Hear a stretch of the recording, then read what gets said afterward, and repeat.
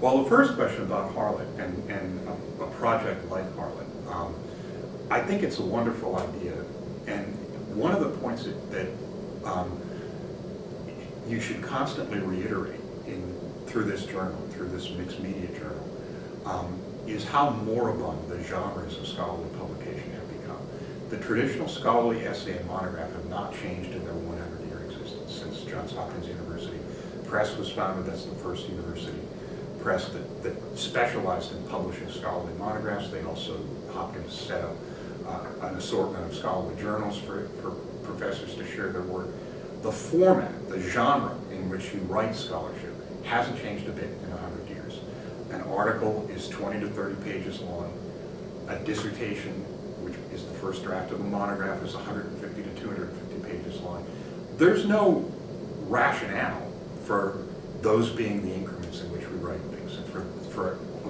There's no rationale for all articles looking almost exactly the same, and for all first books, first monographs to be 5 chapters, an introduction, 3 chapters of readings, and a conclusion. But they all look that way. So the great thing about a journal like Harlot is it's simply not adhering to that mold. As far as scholars writing to a community outside the university,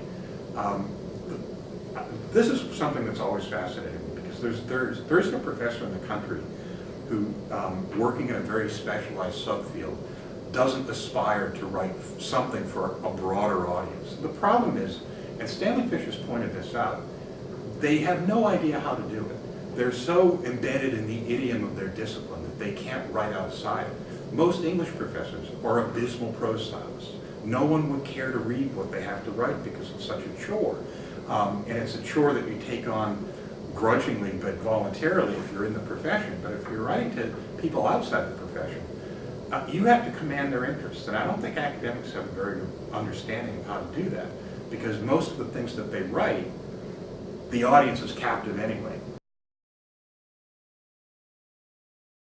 If you can manage to do both, that's ideal, because I think that everybody should at least think about publishing in unconventional places, publishing in genres that are different than the traditional article and the traditional monograph.